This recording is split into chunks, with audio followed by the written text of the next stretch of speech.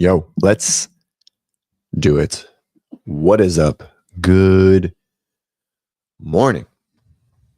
Hello, hello, hello. All right. It is Friday, March 28th, 7:01. I couldn't get my headphones on this morning. They were wrapped through my chair twice. I don't even actually physically know how that was possible, but it was. What's up, Slater? Katie in the house. Leslie, you're a real one. What's going on? Leslie, are you getting ready for semifinals? Did you qualify? I feel like we talked about this, but I can't remember. More Slater, what's up? Are you working today? Are you on your way to work? Save some lives, or did you save lives already? Oh no, I'm low on coffee. Vicky is the next excellent programmer in the CrossFit space. Working with me, writing squat programs. She's doing great. I love it. I love it. All right. I feel like this screen isn't square. Yeah, it is. Okay. Jonathan, the cripple photographer in our space. What'd you write me, Sean? Bro. Dude, I've done the problem now is I can't. I mean, I guess I can. I don't know. Maybe we'll get big. I'm ready. Send it to me.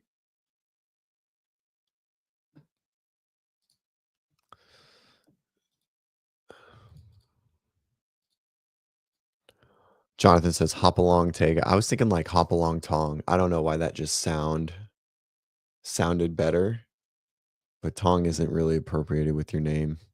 I don't know. Sean, what's the program? Tell me about it. So how is everyone this morning? Plans?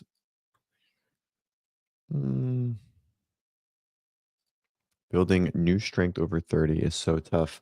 I'm not worried about that. It's actually not as tough as building like speed. I mean, I think you can definitely get stronger over 30.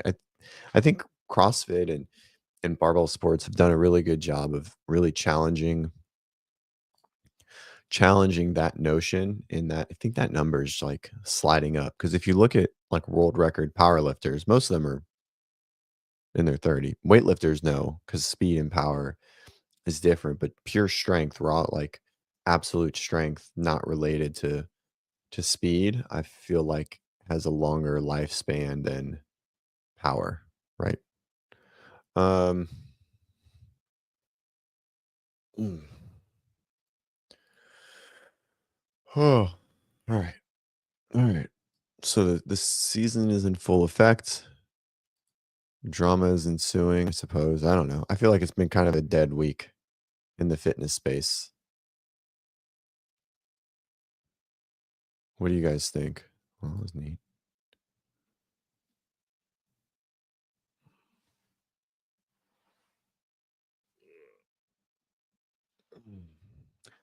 My snatch over the past 3 years versus if I was introduced to lift at 20 is night.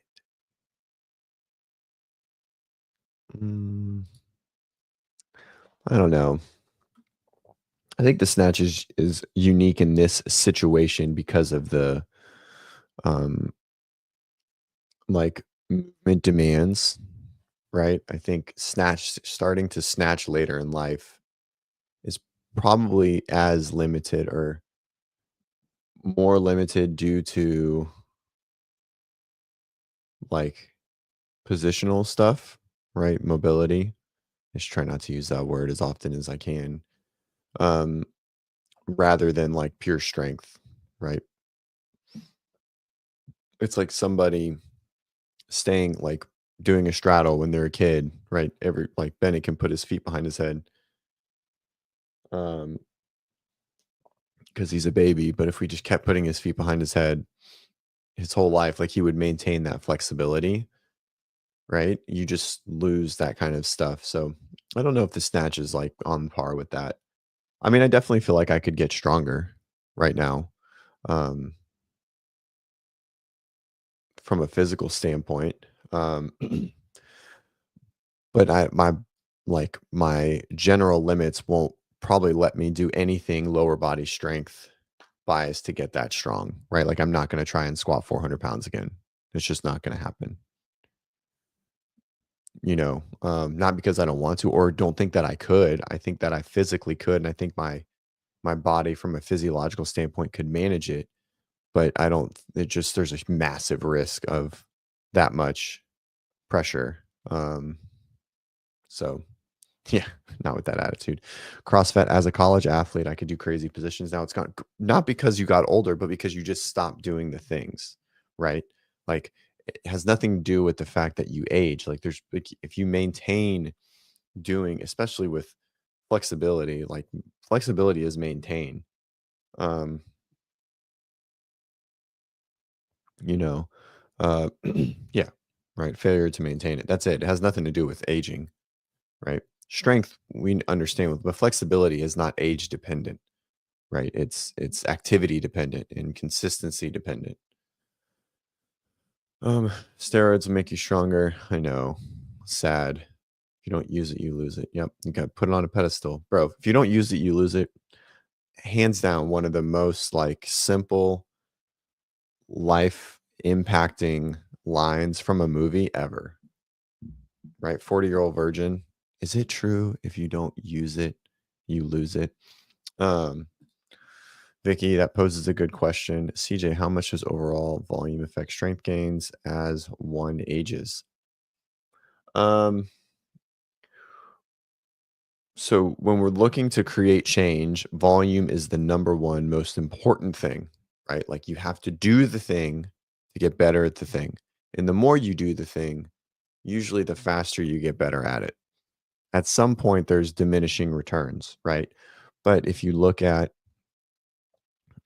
like 70s, 80s, and 90s Eastern European weightlifting, they just did it all the time, but they had steroids and they had support, and so they were able to train 3 sessions a day and sleep 16 hours a day, right? Like, that's like they would train 4 hours and they'd go to sleep. They get up and they train 4 hours again, they go to sleep. They get up, train 4 hours again, they'd eat. And so when you're able to put in more volume, it's a good thing, right? Um, and, uh And so exposure and volume is the number one most important thing, specific exposure, right? But there's a point of diminishing return, right? Where volume is now the killer, right? And I think a lot of us generally get um, to that point because of all the other stuff that we do. Volume and specificity are the number one focus, like the number one most important things for strength gains, right? Or to gain the skill or whatever the thing is, right? It doesn't matter what it is. Like you have to expose yourself to it a lot and you have to be as specific as you can. That's going to create the most change the fastest, right? Um, and so as you age, we understand, if we're just assuming physiological and no, and like all other things equal, like your life, you can drive your whole body around training. Everything is the same. You don't have any life stressors or family or whatever, right? Even as we age, we're going to be able to tolerate less, right? Just because of like normal muscle changes that come with age.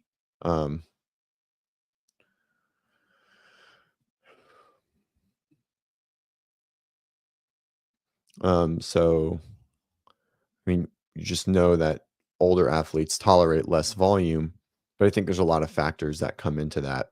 Um, Older individuals don't sleep as well, right? They don't consume as much food.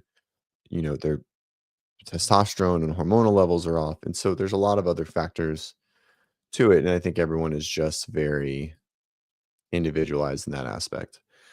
Um, if I don't deadlift, Slater says if I don't deadlift for a long time, my back will get tweaked easier. I mean, I'm like the biggest proponent of like the rounded back club, right? Like if you struggle with like back tweaks or whatever, you should be hinging and going through spinal flexion rotation regularly with light loads, because that's what's going to prepare you the best for daily activity, right? Especially someone like Slater, he's a firefighter, like body carries, picking up hoses, like, moving through awkward situations, like that kind of stuff is super, super important.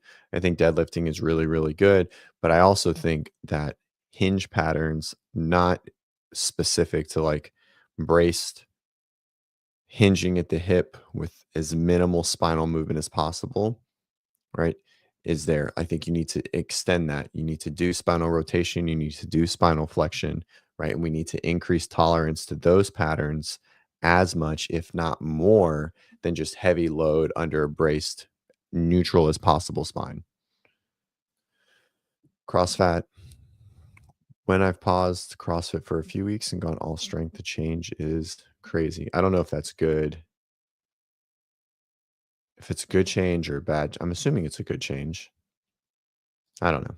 If I stick to 2 snatch days a week, I get stronger positional anymore, and I feel terrible in my shoulder. Yeah, I mean, everyone's different, right? Like, you know, everyone's everyone can tolerate, different things, and that's where individualization is really important, and knowing yourself and making good decisions. Why template training can be really, really tough. Um, this is the best name ever. Chaplains of the Forgotten, to the Forgotten, U.S. missions. What's up, Lucas? CrossFit in terms of ability and tolerance of volume. Oh yeah, for sure. I feel great. Like so I snatched on Monday heavy for the first time. Um and my shoulders were pretty sore. And then I don't think I trained Tuesday. Maybe it was Tuesday. Or was it Wednesday?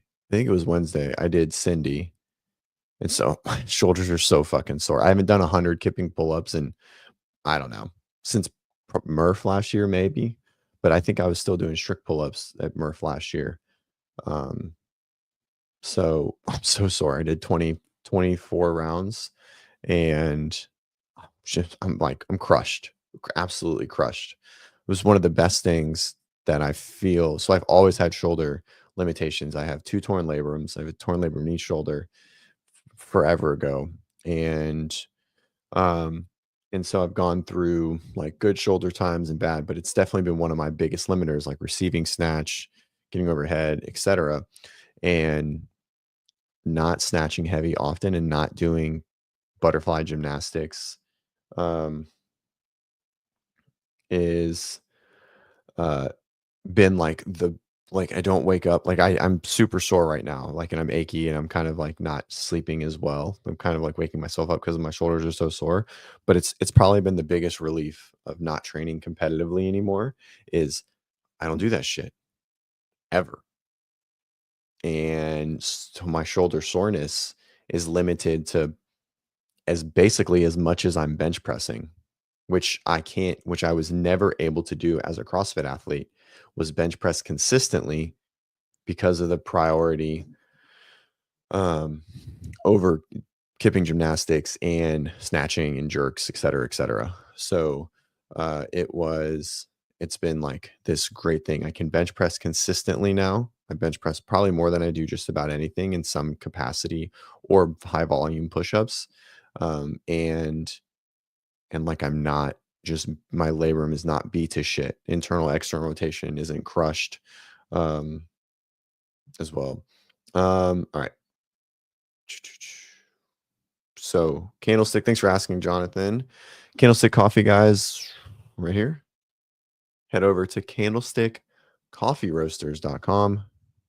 Use code or Candlestick Coffee. Sorry, candlestickcoffee.com. Use code WODprep 10% off. He's a good dude. He's a watcher of the show and wants to support the show and work with us. And he has great coffee. It's really good. I think I'm drinking the Papua New Guinea. I don't know. Whatever he sent me. I just like all coffee. I'm not a snob. I do like their Peru the best, which is their light one for cold brew. So, um, Here, we'll head over to their website. Let's see. I can do this. StreamYard's changed, so I got to figure it out. Boom. There we go. All right. Let's see. So Peru, I'm drinking this one, Corrales Blend. It's pretty tasty. I have this one I'm opening maybe later today, and then this one so far is my favorite. It's the Peru. So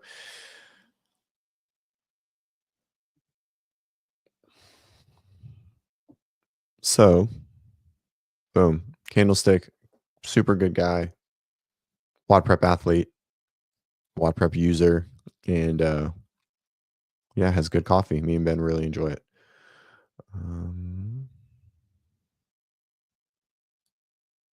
Whoa, that was big. Here we go. Lucas is an athlete inside of WODprep, and he goes, I want to ask for WODprep tracks and Masters RX, but I have a problem with 4 days to work out. So the way that we usually design it is Saturday. So our training program goes Monday, Tuesday, Thursday, Friday, Saturday, because um because most of our athletes only end up doing 4 days. And so Monday, Tuesday, Thursday, Friday are high priority days. And Saturday is sort of like our, if you're going to miss Saturday. So that's how we do it. So it's designed for people just like you, Lucas. Most of our athletes in our Masters RX program miss a day. And so we tell them miss Saturday if you're going to miss one, because that's how the training is designed. So it's designed as 4 primaries with one, it's still a full training day, but it's of lower priority. So skip Saturdays. Corey, at least I have balance. Oh yes, my bilateral labral tears. Yep. Chaplains to the forgotten U.S. missions. Do you have a shorter name that I can refer to you by? CF. Sean, the 1 to 10 deadlift bench press would be incredible at the Mayhem Classic. I agree. It would be. It would be very Linda-esque, right? Which I think was a great workout to watch at semifinals and regionals back in the day. Because a lot of people aren't going unbroken. So, Jonathan, I would love for you to buy some Candlestick coffee. Thank you. Tex, you say you're not a coffee snob. I had to resort to Aldi's coffee for a few days. I'm fine being a snob for good. It is it is good coffee. Let's just be clear, right? Like I started doing my own thing. So I have this like ultra fast cold brew maker. Guys, this thing is the fucking tits. All right.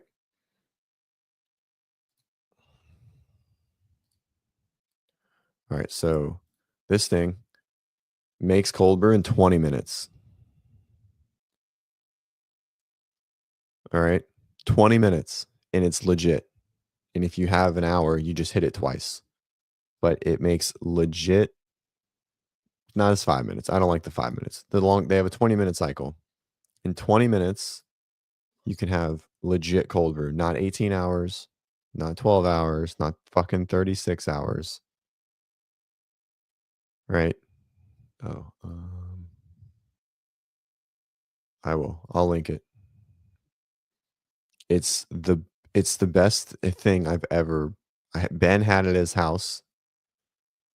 His girlfriend Katie got it for him, and I was like, I fucking need this, because I was making my own, and then like you wake up and you forget, or it's like 5 p.m. It's on Amazon. I have Amazon.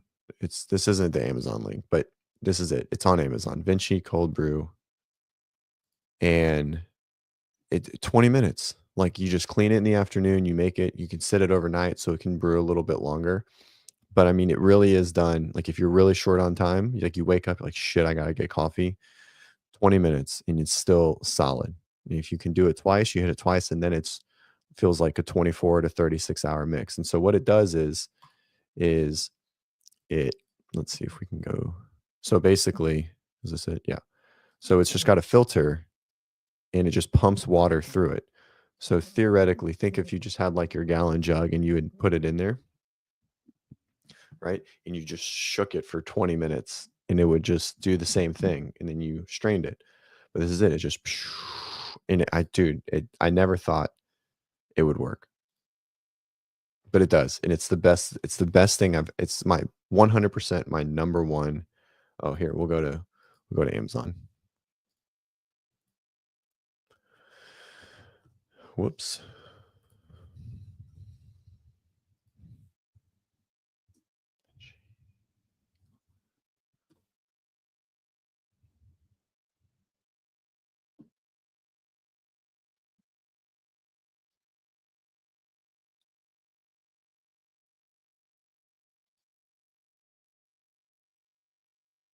Dude, it's amazing. Absolutely amazing. Oh, 55 bucks. Look, even there. I don't even know where that is. If you guys don't have this Capital One shopping on your computer, you should. This is pretty cool. Like it just pops up everywhere. And sometimes you can actually find a better deal than Amazon, which is pretty wild. Anyone want to buy me my shark robot over here? My little shark vacuum? You want to sponsor my next purchase? Ours died. We had Bruce. We had Bruce for like 8 years. It was a wedding present. We got married in 2017 and it finally died this winter. Just Bennett killed it. Bennett killed Bruce. It was sad. Bruce was a big helper in our life for a lot of years, especially with Leroy and Duke. Anyways, so now that we've talked about coffee, guys, go to Candlestick Coffee Roasters. Right here's Zach. Zach's the owner. Great dude. He's a fucking stud. Look at that guy. What a good looking dude. Good guy. Garage gym dude. Super fit. Head over to Candlestick Coffee Roasters or candlestickcoffee.com. Use code WODprep. Try out some good coffee. Support someone small. I know you guys all do. I don't know. What is everyone doing? Paper Street. Dave seems like a great dude, but he doesn't sponsor my show. So we promote Zach, but Zach has great coffee.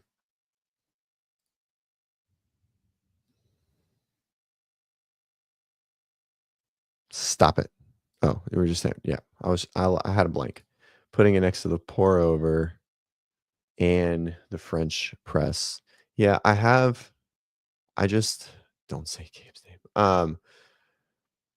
Uh, Putting it next to the pour over French press. I just if I'm gonna make coffee, so if I'm drinking hot coffee and don't fucking at me, I don't want to hear shit. I'm getting a hot latte. That's just what I'm getting. I'm getting a hot caramel latte. Oh yeah, this Peru. Hold on. All right, so we got to answer this. Zach, head to the website, candlestickcoffee.com. Peru, dude. The Peru is bomb, bomb. I'm a light guy. Okay.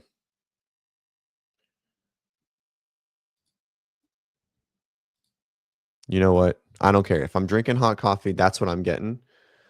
Okay, but I'm drinking cold coffee like 98% of the time. But you know what? That's what I'm getting. It is what it is. I don't give a shit. Hot coffee tastes like fucking burnt water anyways. So if I'm gonna drink it, it's gonna be a latte. I'm gonna have some whole milk in it. I'm gonna have a little nice dash of fucking caramel in it. And you guys are all just gonna have to suck it the fuck up. All right? And I don't wanna hear shit.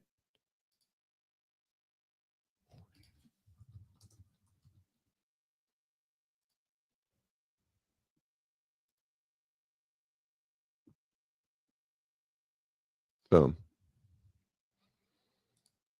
There's no good coffee in Europe. It's just cappuccinos and espresso. You guys don't even do cold brew. Nowhere in Europe does cold brew. So it doesn't even exist. I don't even believe you, Lucas. All right.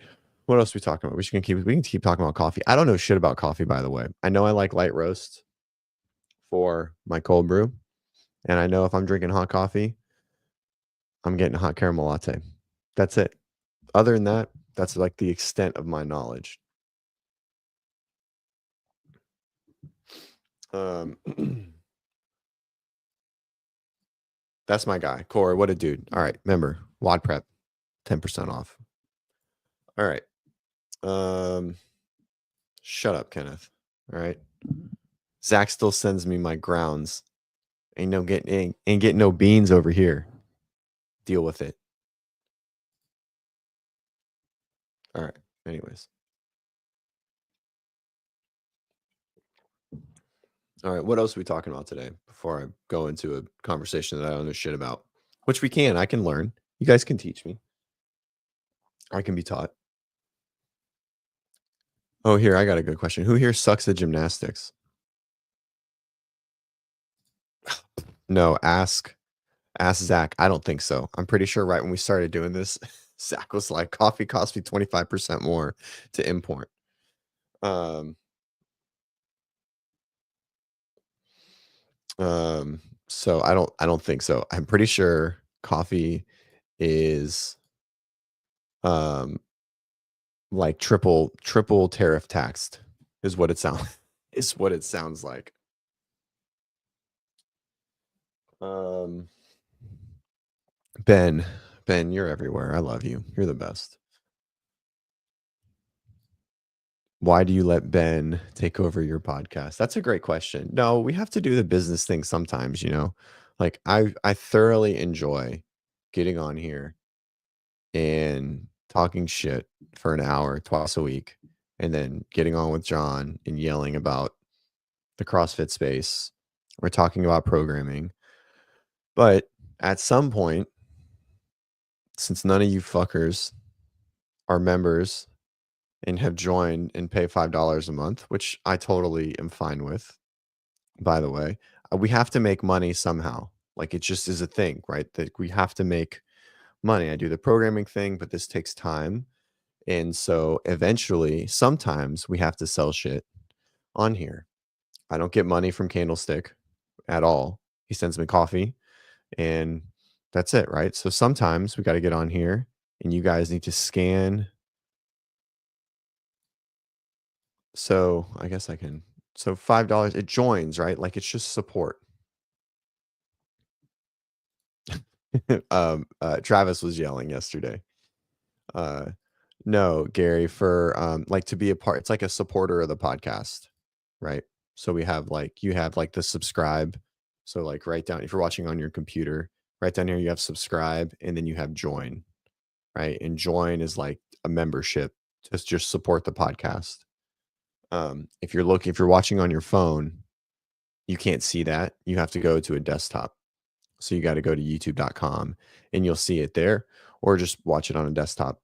Again, it's not a big deal. But if you guys did ever want to put the $5 or the $15 a month in, that would be great. And I would appreciate that ton. But since most of you don't, like literally all of you, except I think I have like 10 subscribers or 10 members, which is totally cool. Um, we have to sell stuff. We have to make money somehow. I need to be able to support those two right there in the business. Um, so we have to sell things. As you see through here, our WODprep, we have our lifetime, annual, and monthly. And what those are our QR codes to our WODprep Academy, right? And WODprep Academy is our membership to our school. Okay. And so I'll pull it up, right? Only sell for a minute. You guys don't have to hang around. But if you guys are struggling, if you're a scaled athlete and you're looking to get better, you want to work on some skills, you don't feel like class is giving you what you need to build skills in, um, you know, toast to bar, muscle ups, or double unders, or whatever it may be, then this is uh, pay attention for the next 30 seconds.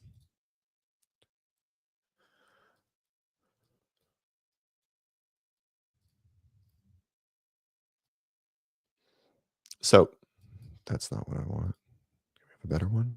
There we go.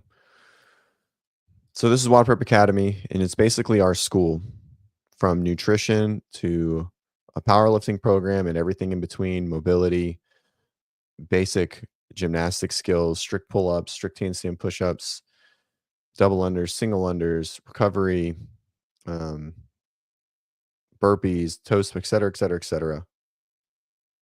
And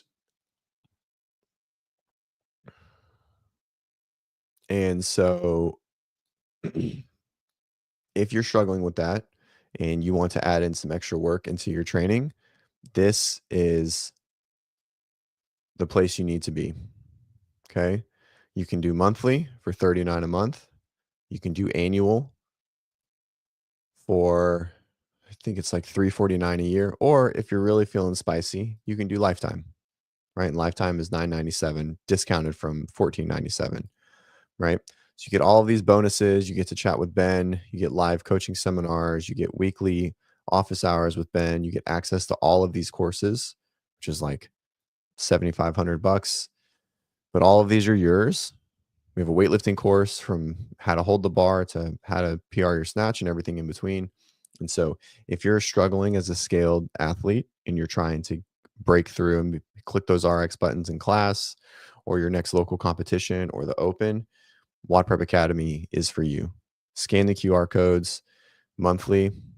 Like I said, 39 bucks a month, annual 349, and lifetime. Lifetime, you get everything that you see here as well, access for the rest of time, and you get a ticket to our next in-person camp, which is $1,000. So it's literally just like buying a ticket to any camp for the next 5 years, right? What is it, till 2030? I think is what it says. Let's see. Um, I don't think it's on this one. Oh, this is monthly. So I'm not on the right thing. Perfect. Open tips, all the things. So if you guys are interested in working through some skills, learning toes to bars, getting better at muscle ups, skills and drills, they're all designed to be done in supportive class. 15 to 20 minutes can be done on your own, outside of class, added on top of any class affiliate program. Since everyone here probably does Mayhem, you can add it in before or after your class does your strength cycle and your GHG sit-ups today. So, um, yeah. So this is monthly. And like I said, we have lifetime, and then we get the golden ticket, right? So that's to any camp that we have from now till 2030. So what is that? 4 years, 5 years? Whoa, I lost you. What happened? There it was. Uh-oh. Can you guys hear me?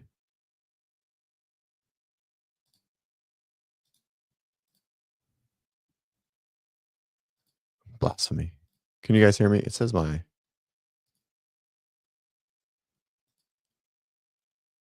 Yes, we can hear. Okay, good. Um, yeah, so for Wad Prep Camp, we have one coming in June. Anyways, all right. Done selling. If you guys are interested in becoming, I know most of you here are RX athletes, but for those that aren't, that are trying to learn muscle ups, like this guy, okay? If you're trying to learn muscle ups, this is the thing for you. We have a muscle up course. If you guys have any questions, Jonathan. So, well, one, you're broken. So the WOD Prep camp is irrelevant. So our WOD Prep, so we have two camps. So we have the WOD Prep camp, and then we have the Coda competitor camp that we partner with as well. Our WOD Prep camp is a skills development camp, right? So for our kind of like our avatar flagship type athlete, um, learning, trying to get better at toes to bar, learn muscle ups, get better at double unders, improve their weightlifting. This is the camp for you. It's June 21st and 22nd. That will be in Denver at Coda, or just outside of Denver in the middle of summer. So um, it's a great camp. We had a great turnout last year. Plan to have just as big of a turnout this year. Yeah. So Vicky, the Willy Wonka ticket gets any camp, right? So yes, any camp you're able to come to with the Willy Wonka ticket. That's right. So that's what lifetime gets you, right? So lifetime costs 997. Ticket to the camp costs 997, and you get access to our courses and any course we make for the rest of time for free. That's you. That's what it is. It's not for free. You paid $1,000, but for forever without changing, right? So scan the QR codes. Like I said, just look at it. If you guys have any questions, I'd love to answer them here. I'd love to answer them in Instagram, Movement Doctor. Um, and yeah. So, all right. Done selling. I hope that wasn't too salesy. Oh, look at that. Bam. Look at that thing. What a good logo. All right. What else are we talking about? Mm, mm. So I got up super early this morning because I was gonna go work out and I just like didn't have I just hadn't had juice. I was like, I'm juiced out. And so I started reading and bullshitting on Instagram and WhatsApp and some chats and talked a lot about programming this morning. And yeah, I wanted to like, what do you guys think makes a good program? It's probably a pretty loaded question, but what makes a good program for you as an athlete? For sure. Yep. The amount of content that WODprep gives for free, I'll be honest, is a little nauseating, but it is what it is. We got to play the game, you know? Got to play the game. What do you guys think makes a good program to you, right? And I don't know if any of you are programmers or coaches or whatever, but you all do CrossFit. So what makes you feel like you've had a great training session and um you feel like you're getting your money's worth?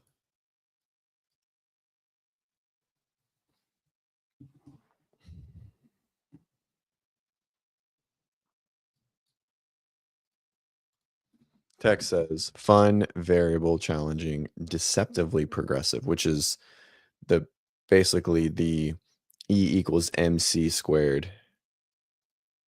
E equals MC squared. Fun and variable equals deceptively progressive, which is it. And then challenging is sort of like the overarching theme of all of it, right? Kenneth, the fact that you don't do CrossFit is so fucking have you ever hold on. Have you ever done CrossFit?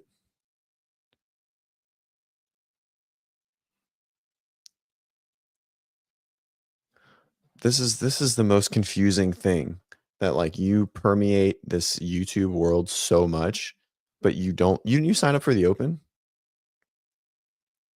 Um, it's such a confusing thing. Sean likes less complication, but a wide variety. So the first two, basically wide variety, and then Christian comes in with probably the worst feeling, the hardest, and the most boring like training regimen, or like specifically echo bike sprints, which I'm fucking all for.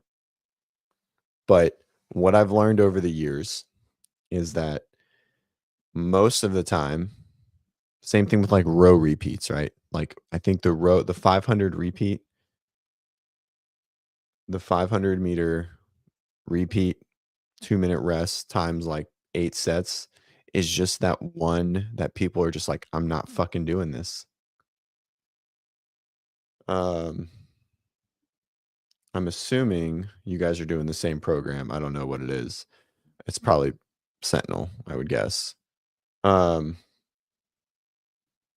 what are you guys doing, Corey, Christian? Um,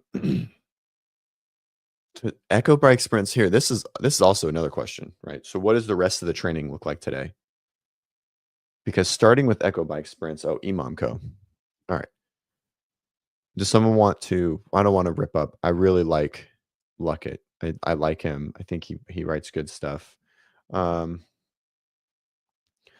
uh, but immediately I question the validity of a session if we're starting with echo bike. What's the rest of the training look like? Because echo bike sprints to start a session, unless it's a solo session, it's split into two, and then you're doing something later in the day. It's gonna everything else after this is gonna be fucking at 8% effort, not even 80, 8. Why would why do you why are we doing bike sprints before barbell work? Is the goal to do it tired? Are you guys going into like a competition phase? have so many questions. I just want to see the program, but I also don't want to rip it up because it's all an opinion, right? But from like normal like energy expenditure and like the flow of a training session, we usually don't finish with like CNS frying or like high power output repeats into the rest of a training session because then everything else is going to be at a lower effort, a lower intensity, less um like snap and speed and et cetera, et cetera. Um Kind of to Dead Boys Fitness. I don't think I knew that. Um, I don't think I've ever heard of that. I don't think I knew that those 2 had a program, but that's cool. I mean, Seth is he's a CrossFitter, so I assume it's gotta look a little bit like CrossFit.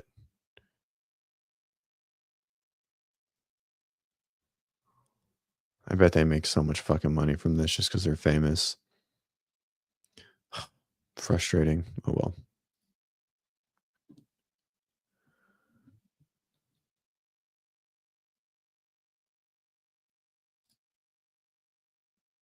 Yeah. Um, got it. Okay. We have options, not necessarily tend to do it all at once. It's meant to be separate. Okay. Fair, fair, fair. Lloyd, currently learning double unders. Got my first 50 unbroken today with the heavy rope. So Lloyd, is it the heavy rope or just the not speed rope? So like the heavy rope would be like the Zeus, like the actual weighted rope. Or are you just doing like the RX, like normal weight rope, like the 3.4 ounce,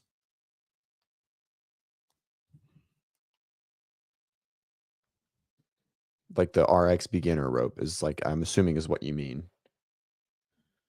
Um, So 50 unbroken with the heavier one, right? I like if you go through the way that WODprep teaches is we do a lot of back and forth. Yeah, yeah, it gives a lot of feedback, right? So if you're feeling comfortable with it, it's hard to make that jump from the 3.4 to like the 1.4, right? Whatever the lowest one is. If you have that medium weight rope, that's what I would go to next. If you don't, right? Then lots of like speed single unders with the light rope, right? So you can get the feel, you can actually feel the rope pulling in your hands. Um, but whatever you do, don't revert directly to like single double, right? Like once you're consistent with double unders, you got to keep doing either just like single under speed work, or like big jump single unders, um, uh, or just like take the jump and start working with double unders, right?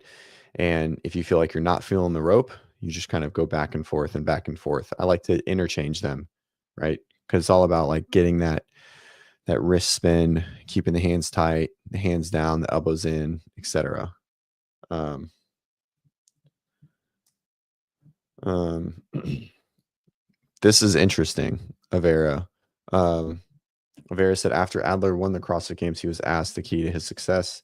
He said, "Never stop moving a barbell." I decided at that moment I would focus on barbell. Funny enough, Adler hardly moves a barbell in the past since he won, since 2023, in working with because he's so successful in the barbell, right? He's not the strongest, but barbell cycling, like he's literally top 5 in anything barbell. Most of his stuff has shifted to like aerobic work, like almost purely. So very interesting thing. He also didn't follow like he whiteboarded and did like .com for years as his primary, right? So he might not be the best one to emulate in general from like a like he had never run a strength cycle when he went to the games in 2020. Like he was just strong. And so to never run a strength cycle and just do like .com style and whiteboard programming and be able to total whatever his total was, right? Um, is just a complete N of one, right? Like that's and so I don't think it's like a direct testament to how successful um uh and and he's just a freak. I mean, the guy looks like a fucking GI Joe doll. All right, Corey, had you told me RX markers rope would be a game changer, Corey, what? No, it's not. Vera, my whole approach is built on a foundation of lies. I think strength training for older individuals is like the most important thing, right? 100%, right? Like the basics, basic metabolic conditioning and like structured strength training. Everyone squats and everyone does Olympic lifts in this world, but upper body strength training is super, super, super important, especially as we get older, right? Um, um, so, so I've had both. Um, so Corey changed to RX Smart Gear from RPM. I've had both. I like the mechanics of how the rope spins. I like better on RX because it's the ball bearing. The RPM is just it's like a 90-degree angle, and if you're spinning fast enough, you'll feel that handle start to turn in your hand a little bit, right? And so that does make a little bit that's super nuanced in general, but it does make a little bit difference, dude. Old school. Sean's rocking the SR1. I love it. That's so funny. Um,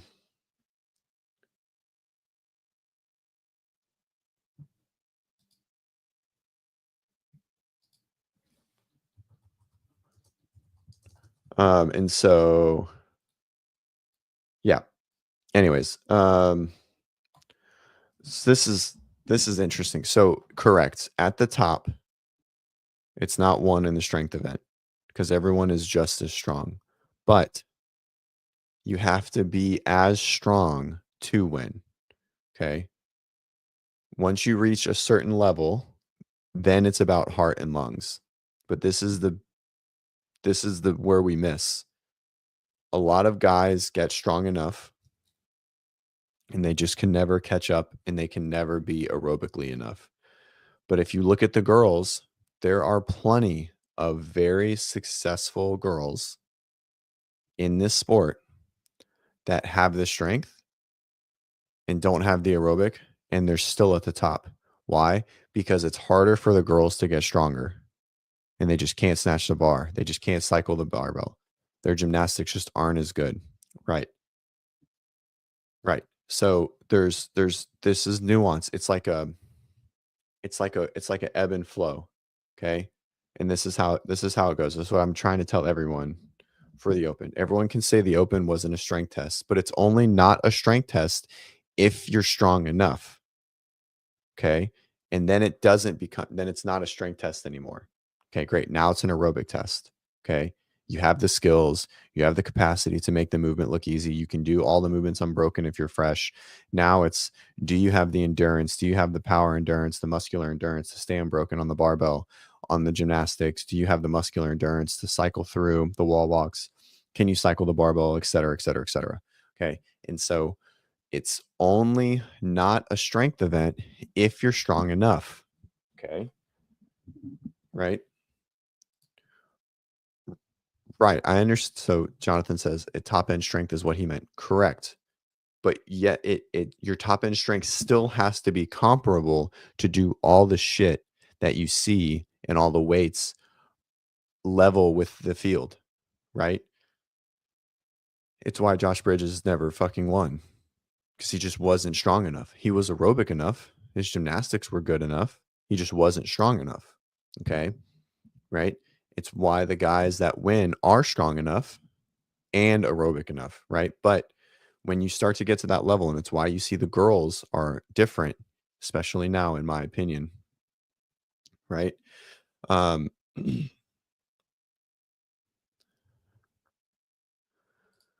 right. So there's a prerequisite of strength in the open and for all levels of this sport. Let's just use Isabel. Okay. 225 snatch, 30 reps. Let's call it a 10-minute cap. If you only snatch 245, You could win, you could beat the equal partner in every workout, but if that guy snatches 285, he is going to beat you, even if he's never beat you in any aerobic test ever, right? And so, yes, once you're strong enough, the sport becomes aerobic, and it's aerobic in nature. But to do the prescribed stuff, you still have to be strong enough, right? Why do girls struggle with rope climbs? Not because they're not enduring, but because their pulling strength is lacking. Their pulling endurance is lacking, right? So strength is still a driving component, but for the top 100 guys in the world, it's not anymore because all top 100 snatch 285 or more. Now it's back to an aerobic test. But if you're only snatching 255 and you are all things equal in everything, all the other aspects, right? Aerobic testing, muscular endurance, body weight, relative strength, etc., you still will not win. And you will not win a championship if you are not strong enough. Okay. But for Adler, he's plenty strong, right? It's the same with Guy or Matt, right? Or Rich, right? Not to put like Guy in there, but they are strong enough so they don't have to worry about it anymore. And now it's just about, and they don't even have to maintain it. They can get weaker by definition and still be in a top 10. And then they just have to excel everywhere else. So it's always about being at least strong enough, the prerequisite to do the stuff. And then after that, it becomes that test, right? And so it's definitely like a wishy-washy moving your way up the ladder. But not to pull a John here and compare it to myself, I was never strong enough. I was aerobic enough, without a doubt. If the test didn't have a heavy load in it or barbell cycling, right? Heavy barbell cycling over a 135-pound bar, like I was top 1,000 in the world, right? I was gonna be in contention to be, like have a good score, right? But the gated test would come out, the lift would come out, snatch or clean and jerk, right? Or whatever. And it just never mattered. Right. Um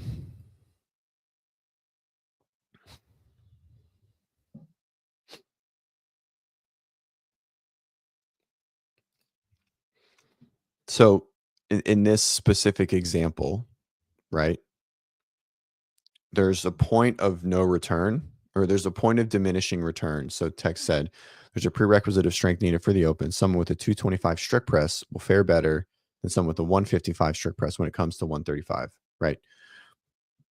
Yes, 100%. I have a 155 strict press, probably not even now. I went unbroken on the thrusters, right? Someone with 225 is going to feel even better, right, at that point.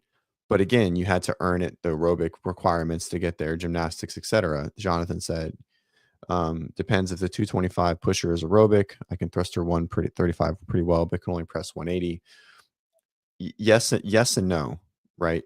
The stronger you get, the relatively easier a load is. Okay. Once it gets under that like 50% range, everything under the 50% range becomes relatively equal and the aerobic athlete will begin to fare better, right? So if it's like under 50% for like whatever the X amount of load is, let's call it a 95-pound thruster, right? 95-pound thruster for the 225 guy and the 180 guy is probably going to feel exactly the same, right? The aerobic athlete's going to win more there, right? The one who's more efficient, the one who has better muscular endurance, the one who breathes better, etc. Right? Um, and so, but if the comparing athletes are like 115-pound press versus a 225-pound press, now aerobic factors are irrelevant, and the 225 guy is going to win because the weaker athlete is not aerobic anymore. That is a strength test for them at that point, right? And so it makes this switch around like the 40 to 50% weight to max ratio or percentage. Um, and then it becomes then it changes a little bit.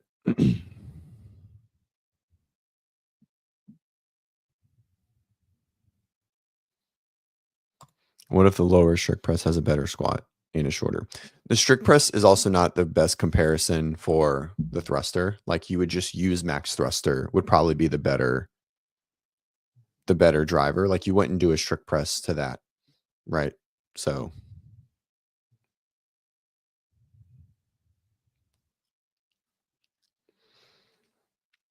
um, it's a percentage game. My buddy can squat 550, runs a 10-minute mile. I squat 315 with a 530 mile. But squatting, so the in this specific aspect, right? I wouldn't say that the squat is relative to the mile, right? It's not the squat in this is not aerobic. It's muscular endurance, right? Like it's not the same, right? So it would be that would be more like that. I think this would be more comparing to like run a 400, do 10 reps at 185. And then at that point, I think you guys are very, very equi, if not you excelling, right? Like just saying it's on the squat, I don't think is the same here, right? I don't think the 10-minute, yeah. Um, yeah, Avera snatching 185 and not strong enough is a very specific example relative to CrossFit Elite. If one can snatch 185, they're in a great position to excel in CrossFit to an extent, right? If they can snatch 185, but that person probably isn't cleaning more than about 245, right? So they're still going to hit that stop early in a workout, no matter how aerobic they are, i.e., 19.2 or 16.2 or 17.3, the snatch ladder with the chest to bars. So, right. So it, yes, like from like relative to the masses, yes, but for young, under 35 male individuals that can do 20 unbroken muscle ups and 100 burpees in 5 minutes and 300 unbroken double unders, it's not strong enough, right? Like there's a point, right? And we're using me as the example specifically. I was really good at a lot of things and I was very, very, very bad at strength work. And so it's the sole reason why I never excelled further in the sport, right? So, um, Sean, what? I don't know. Um, um, comparing aerobic ability when it comes to strength needed. Yeah, I mean, there's a lot of yeah. So there's just a lot of nuance, right? And I would say that the 10-minute mile and in the 550 guy, if it's just 185 for reps, he's gonna win. But if you add you put an aerobic component in there. So we would need to have an aerobic component for that to be more of a fair comparison, I think. But I understand the sentiment. Yes, like there's a point where strength will just supersede aerobic ability for sure, right? If the weight for the weaker athlete is heavy enough, right? So, um, um, let's see. Max did a podcast of exacting while with OPT. Yeah, I mean, it's OPT has the old Paul Weber has put out something recently about it. And he like it was like a firefighter study, and I think the specific was like 45%. Like if it's under 45% for both athletes, the aerobic athlete is going to exceed, even if it's like 30% or 20% for the stronger athlete. Um, yeah. Anyways, good conversations. I don't even know how we got on this. Good morning, Trish. That's why the separation on DT is huge. Yeah, I agree. Um,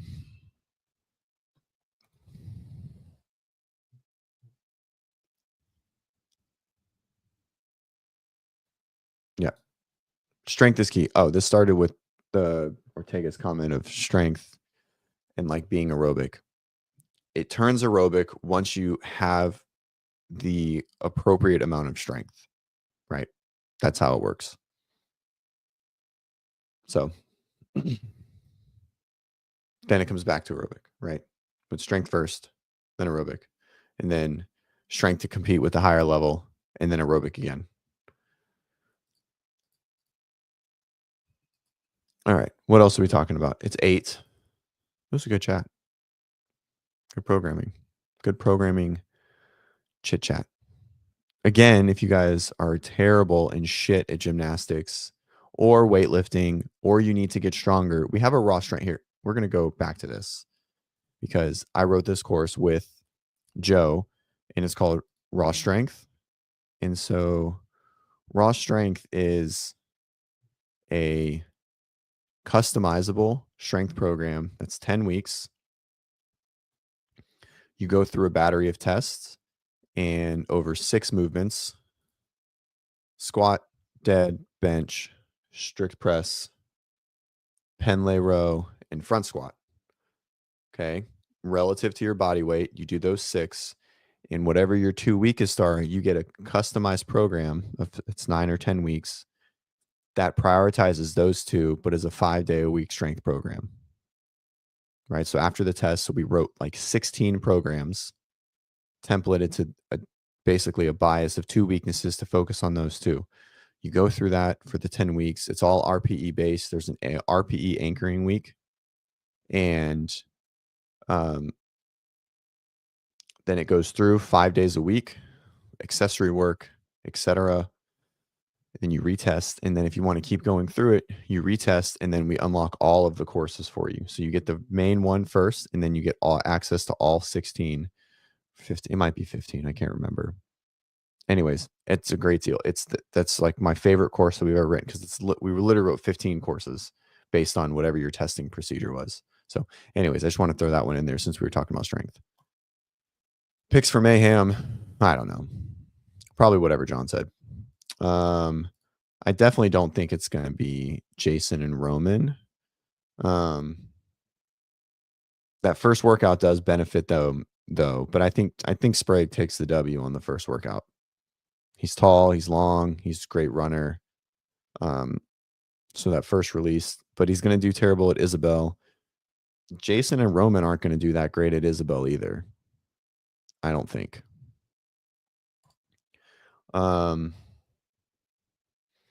Trista asks, how much aerobic work? Shut the fuck up, Sean. He's not cooked. That's the dumb. Your timeout. How much aerobic work is too much when it comes to optimizing strength? And by definition of specificity, any aerobic work is a detriment to strength training, just to be clear. But our sport is concurrent and it demands of all things. So if your strength is a struggle, that needs to be the 80% priority of your training, and you need to reduce your aerobic work, right? So anything more than 25% of your training is too much. It really anything more than 1%, but obviously we can't specialize that much in this world. Okay. So if you struggle with strength, we need to remove that. Christian says Tanner Shuck loves that. So this is where, like, obviously Tanner and Taylor disagree drastically, right? Tanner says strength is the only thing that matters. And strength is more important than that conversation led on from Taylor's perspective, right? But it's not as important as Tanner made it seem. And this is my opinion, right? I can be a middleman. There's a point where you are strong enough to operate in life successfully, etc., right? Taylor believes that can be accomplished through CrossFit basic weight, like body weight training. And he's not wrong, right? If you can squat up and down with a little bit of external load, okay, goblet, kettlebell, get on and off the floor, Then metabolic conditioning and heart health become the bigger priority. But if you can't get out of the chair, and so this is where I disagreed with Taylor, right? So like you don't have to strength train. No, you don't have to do a 5x5 and you don't have to fucking be like there's a point where strength becomes less important, right? And it's much lower than Tanner makes it seem, right? Like you have to be able to have the strength to balance, to get yourself up and down stairs, to get out of a chair, to get on and off the ground, right? And maybe to step onto high surfaces, press overhead, push yourself up, those basic things. Okay. And then theoretically, the priority shifts back to metabolic conditioning because there are plenty of people that walk every day that are old and they walk, but they have to use their hands to get out of a chair. If they fell on the ground, they probably would really struggle to get up, and that's a problem. Okay. And so the argument was that if you're fat, you never have those strength problems because you'll lose weight from the metabolic conditioning and you'll have that strength. And that's 100% true. Fat people are strong. They're just not strong relative to their body weight because they're fucking huge. Okay. So if you lose weight through metabolic conditioning, you'll sustain strength and you will just be stronger, right? But you have to have a certain level of strength to be an operating human. And it's good to be able to move external loads. And I think they are very much one and the same. Okay. Now you can use strength training to build metabolic conditioning. We know that. We do it all the time, like literally every day. Um, uh, but metabolic conditioning and heart health, right? Look at, like our oldest individuals in the world. They don't do any strength training. They just walk, they eat really well, right? They live prosperity forever, right? But they're very, very active. They don't have cars. Like they fucking, they're moving. They're still able to move their body and manage all of their physical needs and requirements to be independent. And so I think there's very much a marriage of the two, but there's a point where if we prioritize one too much and one starts to fall off, that's bad, right? Um, like strength training will have diminishing returns on health. We know that, right? Like eventually, right? Which is what CrossFit does, 100%. There's no question about it, right? They do have a good deadlift. Craig says fat people have a good deadlift. They do because they're fucking big. I mean, like fat people have big calves. Why? Because they're fucking walking around with 400 pounds all the time. That's why their calves are big. It's not because they're fat. Like those calves are still rock solid, right? Because they're fucking strong. So, um, you know, I think a lot of the things strength training does can mimic like what CrossFit does in and of itself. I think CrossFit just does a better job of it overall, obviously. That's why we're here, right? That conversation was obviously very hard to watch, but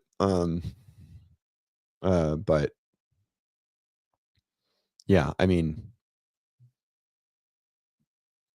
think strength is very, very important.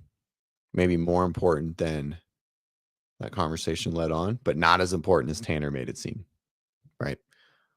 So, anyways.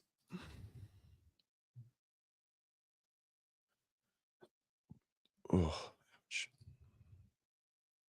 All right. Anything else? That was a good show. That was a fun one. Thanks, guys. I am going to right. This is true. I think whoever talks the loudest, that was definitely one of those. Tanner's got some like crazy eyes, right? I always feel like he's like it's intense.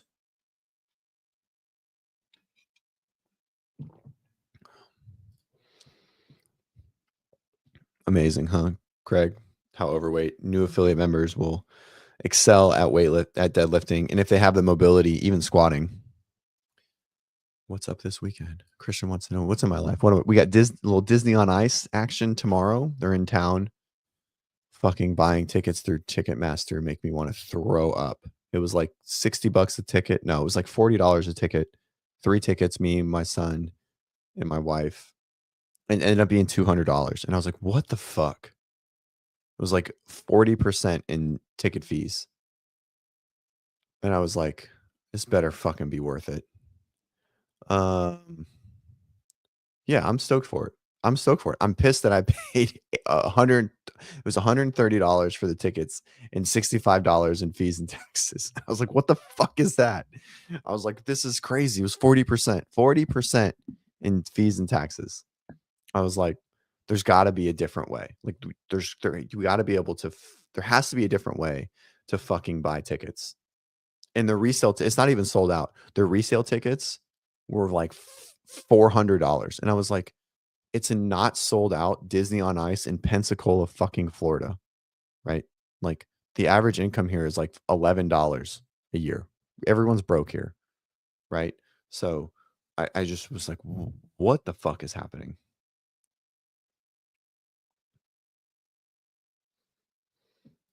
Avera coming in hot.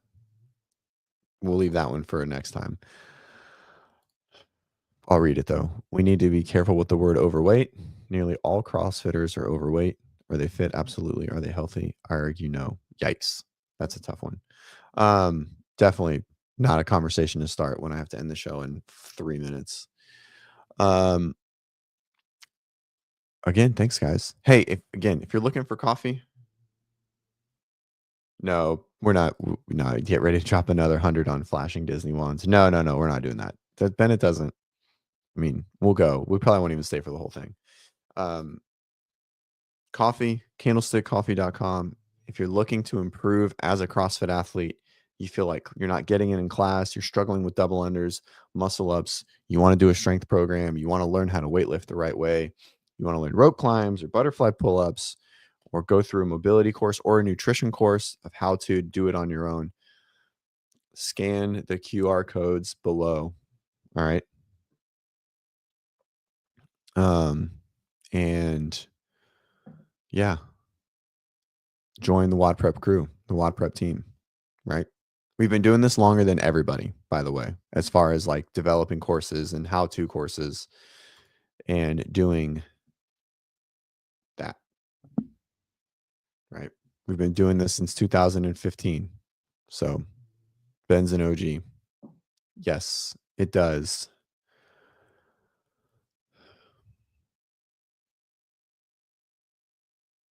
It does include strict work. Trista asks, does the handstand program include strict work? Well, legless rope climbs are just pulling power. So working on rope climbs, it has strict pulling strength in there, right? Strict handstand push-ups, strict pull-ups. We have a strict pull-up program, but like in strict like legless rope climbs, um uh it's just about strength, right? Like it just is, right? So it's just strength work. Christian says we lose credit on here with Travis. I actually don't know if Travis, I don't think Travis is a lib. I mean, he's Canadian, but I don't think he is. Um, yeah, mine too, Sean. Uh, I always get elbow pain when I do legless. All right, I'm gonna roll. That was a great show. I really don't want to end it, but I got to get Bennett up, and we got to go to school, and then I got to do the programming thing because that's the job, right? Since you guys all don't subscribe to my channel or pay me to be on this show, I have to actually work. Fuckers. Maybe one day, just get like 10,000 people subscribing, $5. Oh, man, I'd be doing shows in fucking Tahiti. Just kidding. I'd still be doing shows here. I just would have less athletes to program for. All right. Thank you guys so much. That was a lot of fun. Enjoy the weekend. I'll enjoy Disney on Ice. And we will see you back for sure on Tuesday morning, maybe earlier with the boys. But yeah, next week starts the season, right? Mayhem is next weekend. Masters semifinals is next weekend as well. So if you guys are doing that, good luck. And yeah, we'll have a lot of stuff. We will be going live to discuss all of that stuff is too, because I think that comes out on Monday, actually. So we'll probably go live and talk about those workouts at some point before it starts on Thursday. All right. Have a good one. Peace.